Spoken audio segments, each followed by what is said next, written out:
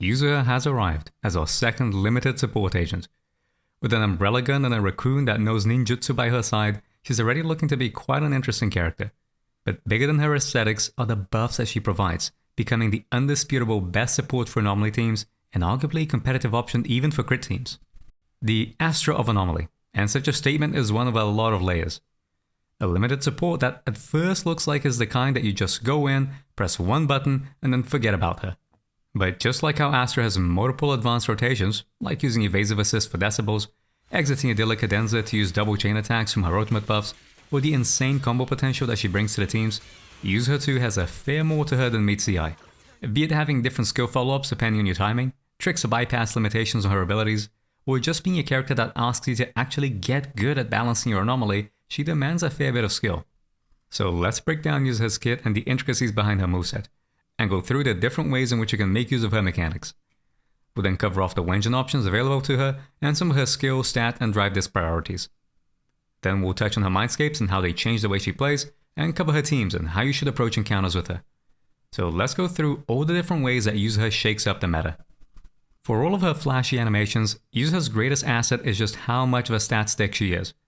Her core passive provides 15% damage increase and up to 1200 combat attack to the whole team when using her react specials and ultimate.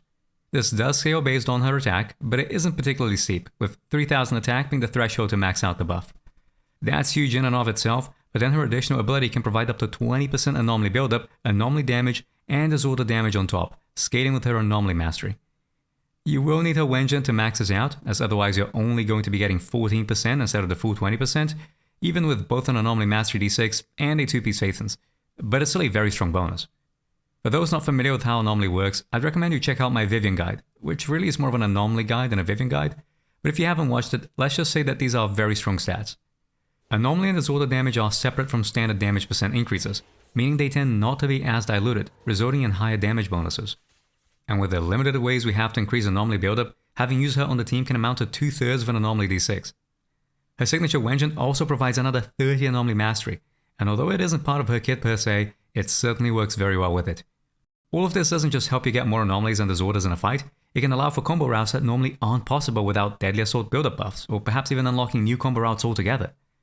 If all Yuzuha did was boost stats though, she wouldn't be all that impressive. We have plenty of stat sticks in the game, like Astra or Caesar.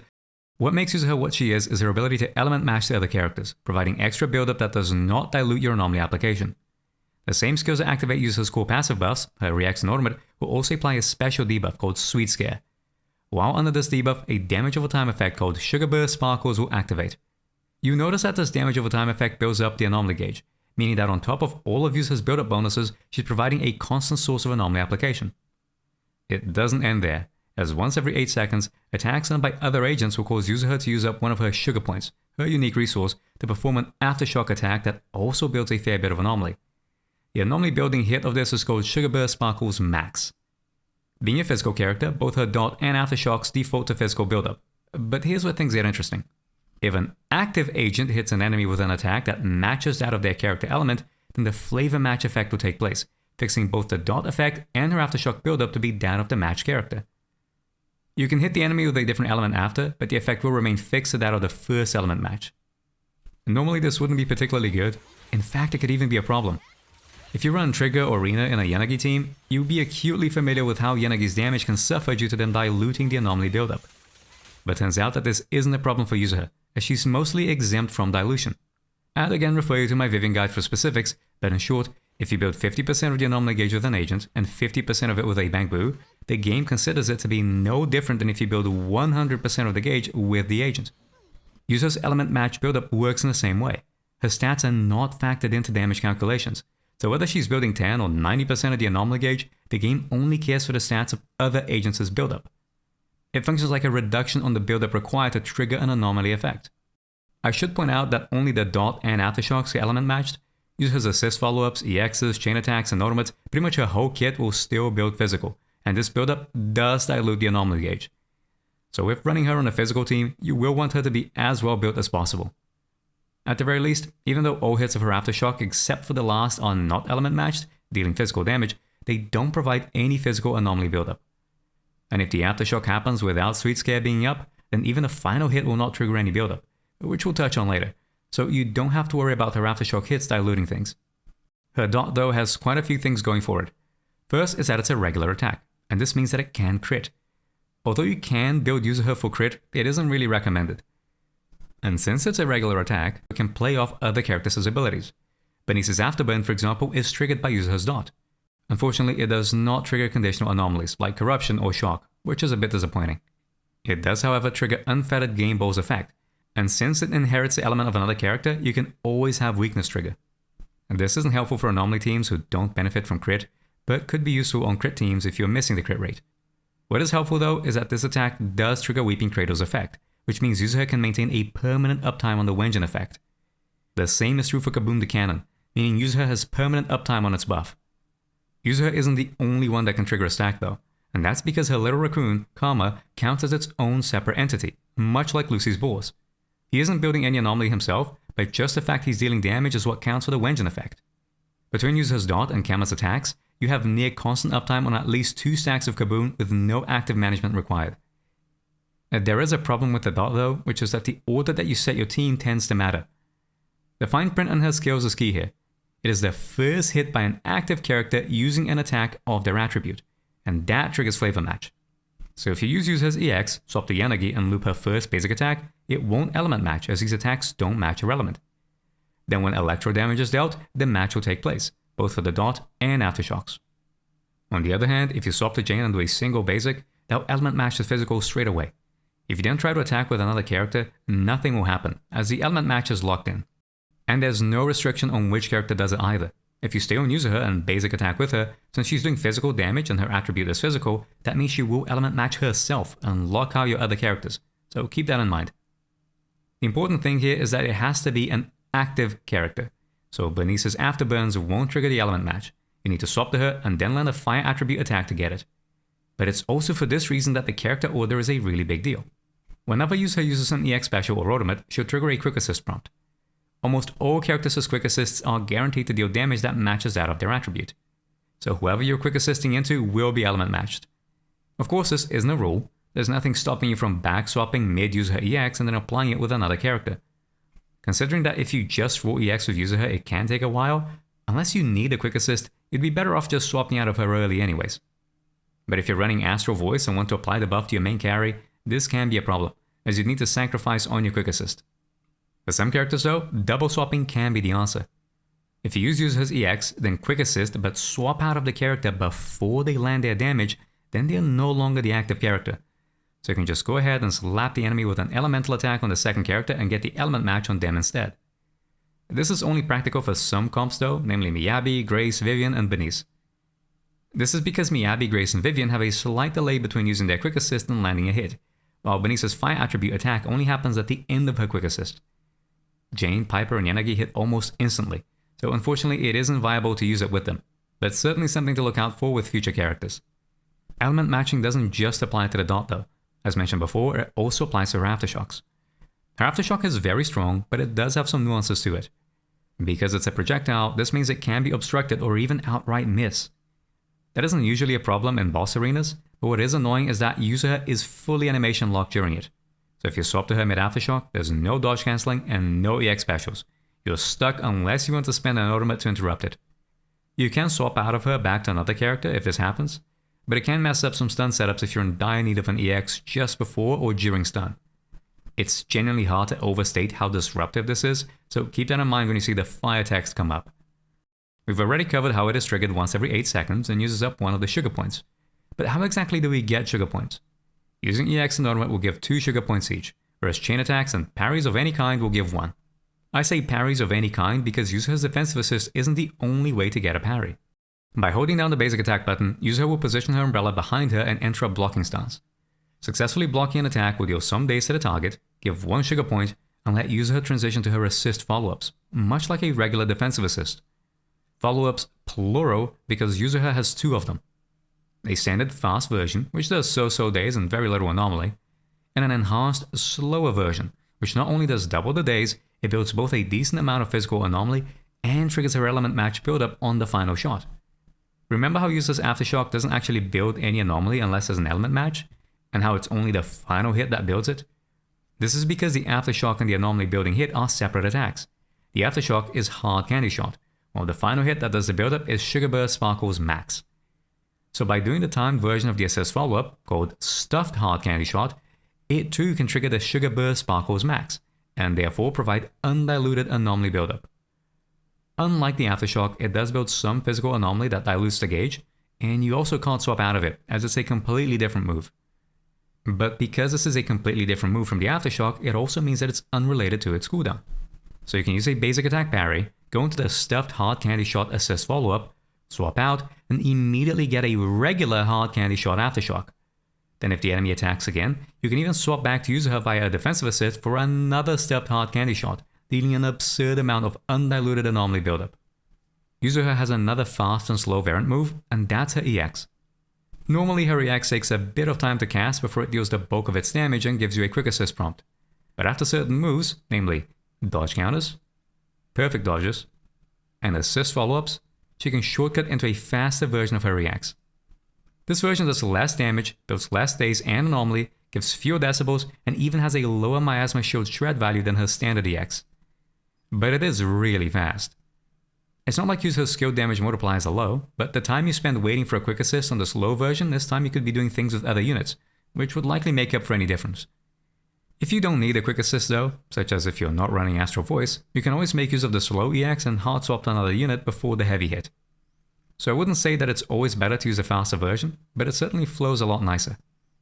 And not to mention that it building less anomaly can actually be a good thing, like for physical comps, as her EX is not element matched and therefore will dilute the gauge. And because you can get this off just a regular perfect dodge without the dodge counter being needed, this means you can dodge counter assist stack but with a fast EX, making for a dodge EX assist stack. The rest of her kit is somewhat unremarkable. Her chain isn't particularly strong, but it is fast. So you'd be better off doing full chains on your teams with Yuzuha rather than doing double chains on one character. There will be some exceptions, like Miyabi's Soukaku team, but overall it's a safe bet to use Yuzuha's chain. If you use Swing Jazz, have her go first. And if you use Astro, have her go last, so that you can benefit from the quick assist prompt that it provides. Her ultimate is pretty slow and also not outstanding in its values, but it does have an edge over other support ultimates: team-wide energy generation. Most other support ultimates provide 10 energy to other squad members and 20 energy to the incoming character. It doesn't even need to be the active character, which means that Aftershock characters, like Trigger, can rob the 20 energy bonus from the character you actually wanted to give it to. Yuzuha though just provides a flat 25 energy to all other squad members. Given she's going to be running anomaly teams, which are functionally dual DPS comps, this more well-rounded regeneration goes a long way to help with keeping resources across both anomaly units even. Which is something that cannot be said of her build-up. It's genuinely ridiculous just how much anomaly build-up Yuzuha provides. But since she only element matches one unit at a time and can apply anomaly in bursts through her Aftershock, this leads to lopsided anomaly application. And these things means that she can be surprisingly difficult to play well. Resources aren't actually a problem. If you're running her signature or an energy regen engine, you won't have any issue sustaining enough sugar points for her Aftershocks, as between parries, EXs, chains and ultimates, there'll always be some spare. What you may find yourself struggling with instead is how absurd her build-up levels are. There's two types of internal cooldown timers that matter for anomaly teams. The first is regular anomaly ICD. If you inflict an anomaly, you can no longer inflict the same anomaly on the enemy again for the next 3 seconds. So if you inflict assault on an enemy, you cannot do so again for another 3 seconds. With how much build-up bonuses Yuzuha provides, this means you might actually find yourself in situations where you're applying the same anomaly back-to-back within that limit, which is a problem. There's an easy way around this, which is by working with disorders. Maybe you can't inflict another assault on the enemy, but you can inflict corruption. So swap to another character and build up their anomaly instead. The real issue is that Disorder itself has a 3-second internal cooldown too. So if you Disorder Assault with Corruption, then swap back and try to inflict Assault, you have to wait another 3 seconds. This is because if you were to inflict Assault, you trigger a Disorder, and that violates the 3-second internal cooldown. So depending on how things line up, you can inflict an anomaly, like Assault, and then be unable to inflict Assault again for at least another 6 seconds. 3 from the Anomaly ICD, and then another 3 from the Disorder ICD. Usually the Disorder ICD isn't a massive problem, as you wouldn't usually have enough sources of Anomaly buildup to get the meter up fast enough. Granted, it was still something a few characters had to play around. If you stun the Metal on Yanagi, you'd want to build as much Electro as possible while Shock was active, then Disordered after you build up the gauge, only to swap back and repeat the cycle again. The same holds true for Jane with Fang Metal, making use of the post-assault damage percent increase to build as much anomaly while under the buff. If you weren't paying attention or build too much, then you'd find yourself in a situation where you're stuck at the cap for ages, which isn't good. Before Yuzuha, this was at the very least consistent. You could fill the gauge to a specified amount and know that after inflicting disorder and swapping back, it'd still take another 3 seconds of anomaly buildup before you could repeat the cycle anyways. But because Yuzuha provides not just a significant amount of buildup, but does so in 8-second intervals with her Aftershock, this can throw off your disorder dance timings. Although more buildup is always good, anomaly and disorder ICD will place a hard cap on how useful it actually is. Keep in mind this isn't a negative. Worst case, you're only wasting the buildup provided by Yuzuha. But if you want to get the most out of her, then you want to have her work with your rotations, not in spite of them. Even if you do factor that in, the next problem rears its head, which is resource management across 2 units. Although her roadmap provides energy for both, since all of her buildup is going to be of a single element, this means a character that doesn't get element matched may end up lagging behind the anomaly application of the one that is. To be fair, most anomaly comps already struggle with this. Vivian and Bernice usually can't keep up with the anomaly of an on-field unit, so giving them an element match brings with it a much-needed boost in anomaly application. But depending on enemy weakness spreads and deadly assault buildup buffs, you might find yourself scrambling to keep up on your other unit. The takeaway here is that putting Yuzuha on an anomaly team isn't all there is to her. Just like using Astra takes thought too, as stat sticks they do a great job. Your scores will undeniably increase even with zero thought put into them from raw numbers alone. If you want to get the most out of the character though, then you need to put in the work, to adapt your rotations to account for the extra buildup and avoid the anomaly and disorder ICDs. There are simple ways to deal with this, like by messing around with stat builds. Instead of using Anomaly Mastery D6 on the character that gets element matched, you could use Attack Percent instead, which undeniably makes disorder juggling easier with Yuzuha on the team. I'd recommend doing this in general, but keep in mind that there's no shortage of exceptions. If you're lacking in character signatures, for example, like Bernice's or Vivian's, then you can still pack them with Anomaly D6s and not worry too much, as Yuzuha's element match is just making up for them not getting resources or build-up from their weapons. Yet doing so doesn't mean you can skip on developing an understanding of how to play around Yuzuha. It's playing around her dot and aftershocks by integrating them into your rotations that will give you the best results. Although to be fair, this opinion comes largely from playing Yuzuha with her Wenjin, which provides 30 Anomaly Mastery. In general, Yuzuha is in an interesting position with her Wenjins, where her signature weapon is very strong, but so too are the alternatives. Metanuki Morphosis is the only way that Yuzuha can get enough Anomaly Mastery to cap out her buff. As mentioned before, she can only hit the 20% bonuses from her additional with her signature, otherwise she'll be sitting at 14% instead. 60 Anomaly Proficiency is quite a bit, and if running Yuzuha with Vivian, who's a bloom scale exclusively off this stat, it's a significant bonus. Not to mention that it has the highest main stat energy region out of any support weapon, being 60% instead of the 50% provided by the A ranks. That doesn't mean A ranks are bad though. We've already touched on how Yuzuha's Dot and the Raccoon both count separately for Kaboom the Cannon stacks. Being able to sustain a near constant 4 stacks means it's remarkably competitive. Assuming you have it at P5, the difference between it and her signature shouldn't be all that big, and it may even make working around Anomaly and Disorder ICDs a little easier. Granted that if you have the skill, any extra Anomaly buildup would still be appreciated. And with Yuzuha being able to maintain permanent uptime on Weeping Cradle, that's also a competitive option, assuming you have dupes. At P1 it would be worse than Kaboom the Cannon, and it's not perfect. The energy region effect falls off while Yuzuha performs Aftershocks, as she's not off-field. So unless you have it at higher phase levels, you'd actually struggle to have enough sugar points to sustain Yuzuha's Aftershocks. If you do get it at higher phases though, like P3 and above, the extra damage and energy means it'd get competitive. If you have it at P5, then it'd be comparable to her own signature in terms of potential gains. And if you're running Yuzuha outside of Anomaly teams, you could always run Game Ball. Although, unless you need the extra crit rate, Kaboom the Cannon would likely be a better A-rank pick. So in short, Metanuki Morphosis is pretty strong, but mostly for Vivian teams or for the Anomaly Mastery it provides, especially if you can get good at playing around Yuzuha's buildup. Kaboom the Cannon is a competitive choice and not that bad a pick. The difference between it and Metanuki Morphosis is honestly not that great, and unless you feel like the Anomaly Mastery is needed for specific rotations, you'll likely do fine with Kaboom. Lastly, Weeping Cradle can range from being on par with Yuzuha's signature to worse than Kaboom depending on its phase level. So if you're sitting on a few copies, which may as well be the case for many given the recent S-rank selector, then by all means do try it out. Although for Wenjin investment Yuzuha has some flexibility, for skill levels she is quite demanding. Her core skill is what dictates how much attack she can give with her buff, so that's something you want maxed. The build-up rate for her Dot and Sugar Burst Sparkles max, the burst given by her Aftershock and timed assist follow-up, scales with her basic attack, so you want to level that. The duration of her Sweet Scare debuff, which is what dictates the Dot and Element match, scales with her reacts, so you want to level that as well. The energy bonus granted by her ultimate scales with its level, so that's another skill to level. Parrying with Yuzuha does reward you, so leveling her assist works out too, but it isn't particularly important. The only skill that's really not worth investing in is her dodge counter, as it won't frequently see use. If anything, you dodge and not even use her counter, going straight to EX instead. So in terms of priority, her core, basic, and EX are all very important, with her assist being helpful but not a requirement, and her dodge rarely ever used, so safe to leave out one. When it comes to stats, since Yuzuha's additional ability rides on Anomaly Mastery, and the majority of her build-up doesn't dilute Anomaly anyways, running an Anomaly Mastery D6 is a no-brainer. With a 3000 attack requirement to max out her core passive, that means we need at least 1 attack percent disc, with D5 being the best slot for it. This is because Yuzuha's element match effects actually scale with the damage percent bonus of that element. For example, here we have a fire damage percent D5 equipped, giving us 30% damage bonus. If we use her react to apply the dot and take note of that number, she's doing 656 per tick. Now if we swap to Soldier 11 and element match to fire, her damage increases to 827 instead. When you factor in the 15% dilution from her core passive, this adds up. Which also means any damage that's not element match will see no benefit. So the only choices here are attack percent and pen percent. And attack is needed for her passive, so it's an easy choice.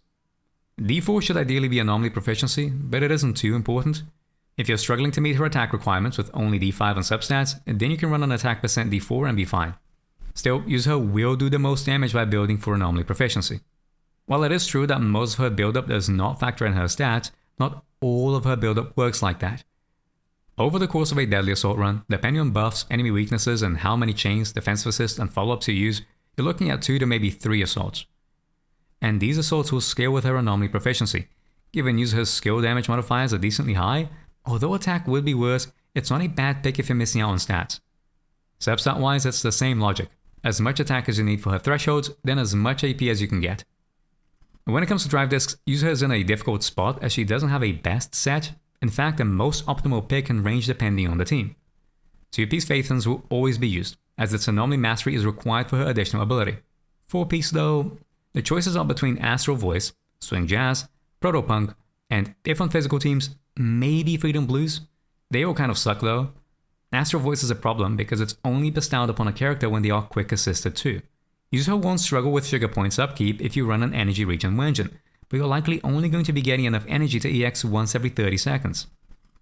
Unlike other supports which are running both Energy Regen D6s and Energy Regen Wenjins, Yuzuha doesn't have that luxury, so she has fewer opportunities to get a quick assist from her EX. Given Astral Voice runs out in 15 seconds, that means you're only getting 1 stack up at 50% uptime. And this can be made up with other skills, like her Chain Attack and Ultimate, both of which provide a quick assist.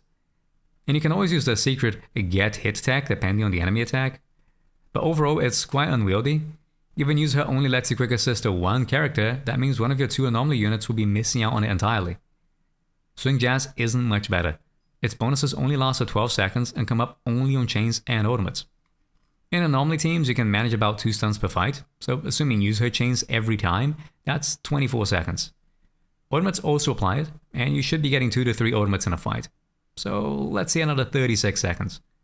So assuming you perfectly space out your ultimates with chains, you have a total uptime of 60 seconds, far lower than Astral Voice. The benefit is that Swing Jazz applies to the whole team, so both anomaly units benefit from it, but it will require properly spacing out chains and ultimates for the most value. Protopunk is a set that would have the best possible uptime. Not that it's any good, mind you, as it only triggers on perfect assists and lasts only 10 seconds, meaning it's guaranteed to fall off in stun bursts. The majority of anomaly units and Yuzuha all use 2 assist points in their defensive assists. Piper is the exception, using up only 1 point, and Grace with evasive assists can get by with 1, which can make the set more viable. But in most situations, you only get 3 parries before you're out. The plus point is that anomaly teams tend to have a lot of ultimates, owing to the attribute anomaly and the Zorda Decibel bonuses. And every ultimate generates 1 assist point. Even if you're parrying on a character that would normally consume 2 assist points, if you've got at least 1 remaining, it still lets you do it. Which means that, in theory, if you can space out your defensive assists and ultimates while triple chaining every stun for assist points, you could maintain near constant uptime of Protopunk in a fight. In practice though, this isn't likely to happen. Assist follow-ups are a good source of anomaly application that demands no energy or decibels, and for some, like Vivian, important for unique mechanics. Needing to spread out defensive assists and ultimates in 10-second increments could misalign your burst and lead to a worse performance overall. And before you ask, no, Yuzuha's parry does not count for this. The skill, Tanuki Cloak, is a basic attack, not a defensive assist or evasive assist. Although it does lead to assist follow-ups, these won't count for the buff. And not to mention that Protopunk's 2-piece effect is just terrible. Astral Voice's 2-piece can help make up for the attack percent requirements for Yuzuha's buff, and Swing Jazz's energy regen is always welcome. But the shield effect bonus from Protopunk is outright worthless. Lastly is Freedom Blues, but you'd only ever use this in physical teams. The anomaly res decrease it provides is exclusive to the Equipper's attribute. Yuzuha's EX always does physical damage anyways, but even if it didn't, it would never work outside of physical, as it's her own character attribute. So it can be somewhat useful in physical teams, but given it only lasts 8 seconds and needs an EX special, it faces the same issues as Astral Voice, except without chains and ultimates to make up for it. 20% anomaly build-up res for 8 seconds every 30 seconds is not particularly good uptime. So in summary, they all suck. If it was a traditional attacker or rupture team, then it wouldn't matter as much, where so long as you could maintain buffs and stun, then that'd be good enough. With anomalies constantly doing damage though, the lack of uptime really hurts. From personal experience, I found that Astral Voice worked best for hypercarry teams, like those with Jane or Miyabi. Since these teams prioritize pumping a single character's damage, the lack of bonus for the secondary anomaly unit wasn't too bad. Mixing up BXs, ultimates, and chains to refresh it and ensure 3 stacks hit for the stun periods isn't too bad either. And when using Vivian, Astral Voice isn't as bad, as her bloom skill only with her anomaly proficiency, so her missing out on damage percent is a smaller difference than with Bernice. If you decide to run something like a fake mono ice with Miyabi, Yuzuha, and Soukaku, then you could reliably keep up maximum stacks and wouldn't suffer for it, allowing Soukaku to run 4-piece Freedom Blues.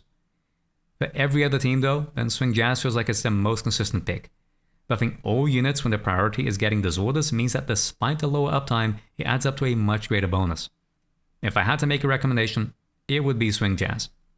If you want to run Yuzuha for a specific team like Jane, Vivian, Miyabi, Soukaku, or maybe Alice when she comes around, then Astral Voice could be better, but for a generalized approach, or really any team that focuses on disorder damage, Swing Jazz takes the lead. Protopunk is as much a lifestyle as it is a set.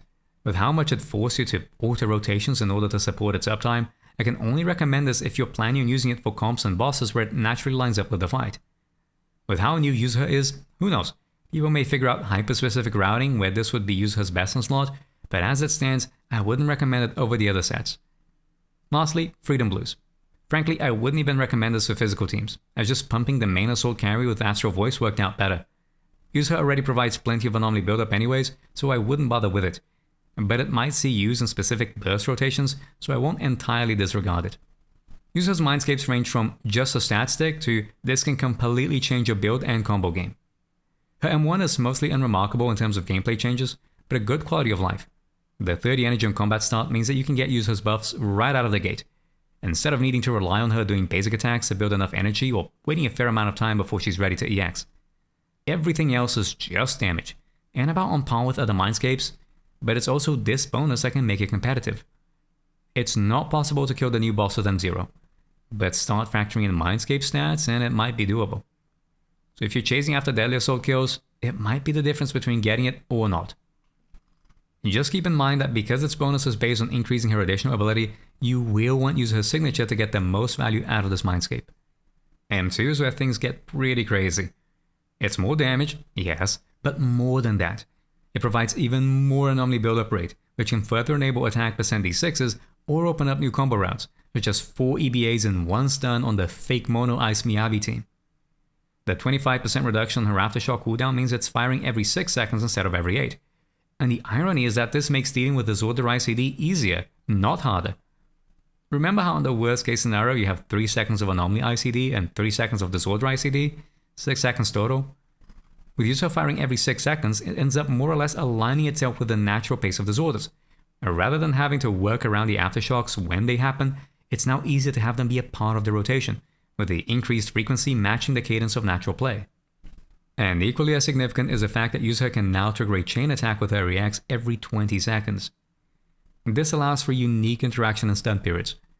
Although EX won't lead to a chain trigger if the enemy is stunned, if you can get the chain attack that Yuzuha's EX initiated to start the stun, you can now get a free chain cancel. Normally, if you want to do double chains with one character, you need to chain with them once, then cancel, as their chains heavy will always trigger another chain, and then swap to another character for one final chain trigger. The problem is that chain counts are used up at the point in which the trigger happens. So by cancelling a chain, you're sacrificing the ability to do 3 chain attacks in exchange for 2 chain attacks with one character. Here's the neat trick though. The game does not allow for more than 3 consecutive chain attacks. So if you use Yuzuha to trigger a chain, that's 1. Then the character you go into will trigger a chain, that's 2. Then you pick the remaining character to make 3. Since the game cannot process more than 3 consecutive chains, this means that the 3rd chain cannot trigger another. You have now effectively cancelled without using up a chain count. This means you can get both all of your chains and double character chains within the stun period, where it matters most. Even just using outside of the pre-stun period works great too, with characters like Vivian getting free feathers or Jane having instant access to Passion State. And not to mention the high decibel generation that chains provide. And if you feel like you'd struggle timing the chains for when you need it most, you can always swap out of Yuzuha before the EX lands to reserve the prompt for later. Just be aware that getting M2 can mean different builds. If you're using Astral Voice, you can end on use her chain for a quick assist, then use that to trigger another chain back to her for a second quick assist. So you may think this elevates Astral's value. But with Yuzuha only really getting to EX once every 30 seconds, this means that, save for special mechanics that regen energy, like the Miasmic Shield, every EX is going to be a chain attack. And chain attacks aren't quick assists, so no Astral Voice. It doesn't help Swing Jazz either, as for Swing Jazz to trigger, the equipper needs to use a chain or Rotomate. And since it's another character that executes the chain, it doesn't impact its uptime. But given the restrictions it places upon Astral Voice means that it'd still be decidedly better. And that is, unless you then go for M4. The damage and anomaly buildup M4 provides are so-so and barely matter, as it's assist follow-ups only. I guess it can make it easier to push 3 assaults in fights.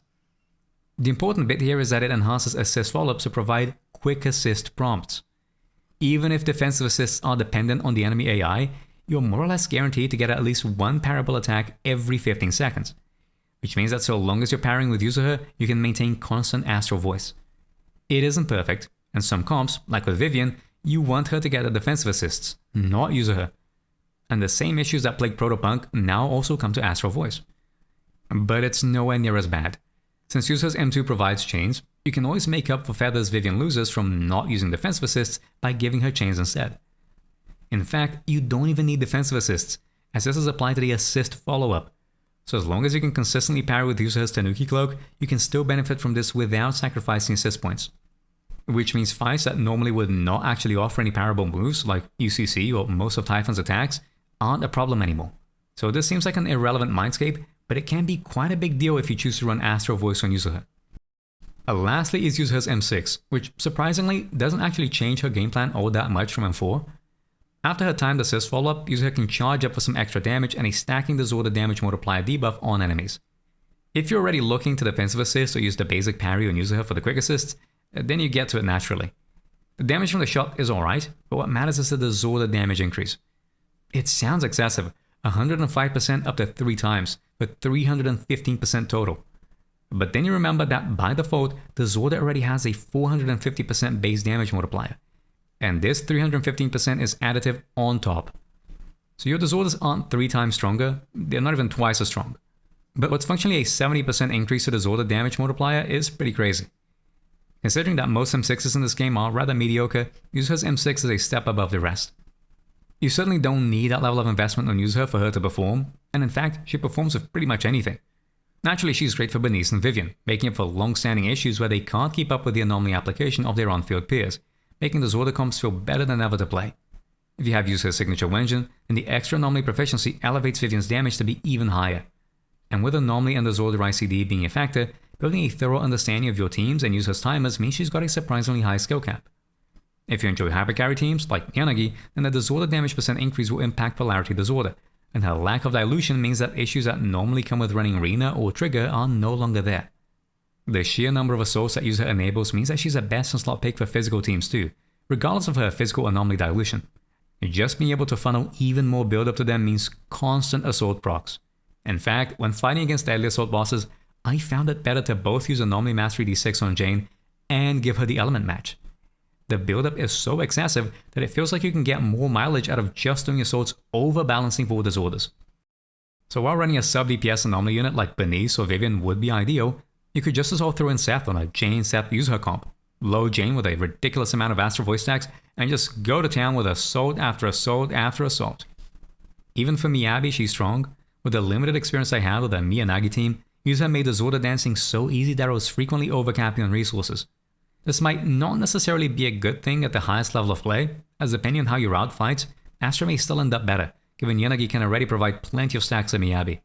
But at the very least it felt incredibly comfortable, and without a doubt a competitive option. This is even more apparent for general Miyabi anomaly comps, like with Bernice and Vivian. Astra may also end up being the better choice for these, but I don't have expertise with these teams to be able to make a sound judgment. It does make for far fewer awkward moments though. No longer will you feel like you need to sit and wait on Vivian's suspension to land before swapping back to Miyabi, or, depending on the weapon you have on Bernice, running out of energy to sustain heat and anomaly application. Even for mono ice, if we can even call it that now, Yuzuha can work. She can fill up Lycan's position and provide both strong buffs and enough build-up bonuses to be able to support Miyabi's standard rotations. Against Notorious Butcher at least, she grossly overperforms Lycan. But it's not all sunshine and rainbows. Yuzuha's Aftershocks shouldn't be able to trigger Shatter and break enemies out of Miyabi's freeze. But when trying it in actual fights, there were multiple times in which the freeze was broken. Even when Bangbus weren't attacking or have attacks that certifiably do not break freezes, it was still a problem. Standard Mono Ice being able to get 3 stuns means that the total burst potential that Miyabi offers is going to be higher. But I'll withhold a final call until post-release, when people get the time to lab different routes and see how Yuzuha can integrate with deadly assault buffs, namely those that provide the normally build-up bonuses. Outside of Miyabi, there's a few issues too. Other than the lopsided build-up, anomaly and disorder ICDs, you may struggle to be able to actually spend all of Vivian's feathers with Yuzuha instead of Astra on the team. So although she provides Vivian with more damage, it's harder to use. And she will demand you to rebuild some characters. Anomaly mastery d6 on one, attack percent d6 on another, maybe attack percent d6 on both. And all of this changes depending on whether you have her signature or not. Even if Kaboom or Kratos are competitive options, whether or not you have the 30 anomaly mastery from her Wenjin will absolutely change the way in which you approach fights. Overall though, there's a hell of a lot more positives than negatives. Yuzuha is unquestionably the strongest anomaly support we have, and to be honest, she does a fine job filling in for Astra even on crit teams. At first, I wasn't all that sure where I landed on with Yuzuha. For those that are familiar with some of my previous videos, you'll likely have noticed I tend more towards stun comps. Heck, the opening of this video should already have clued you in on that. There's just something visceral about squeezing in as much damage as you can in that short period, be it fitting in 19 Haramaster dash attacks, 7 Evelyn chains, 14 Sambi specials, or maximizing damage with the wild and mind-boggling cancels and techs that have come around with each one. Anomaly is a different beast entirely, where the entire fight is one long combo game. There are burst rotations of course, but they're a lot more freestyle and much harder to set up as you're going into every stun with slightly different build-up levels. But Yuzuha has made the experience a lot more enjoyable. So if you're somebody who likes Anomaly, then great, Yuzuha is perfect for you. And if you're somebody who historically hasn't optimized it all that much, like myself, then Yuzuha might be for you too. For me at least, it's rejigged the way in which I think about Anomaly teams, and I'm excited to try out the new ways of integrating them in future runs with Yuzuha. Don't worry though, as I'm still going to be looking at those stun combo optimizations, and I already have quite a few videos in the works with it in mind. So if you're interested in detailed character guides, niche tech, or even just fundamental game mechanics, then do like, share, subscribe, and ring the bell. I've got more videos coming. Thank you all for watching, and I'll see you next time.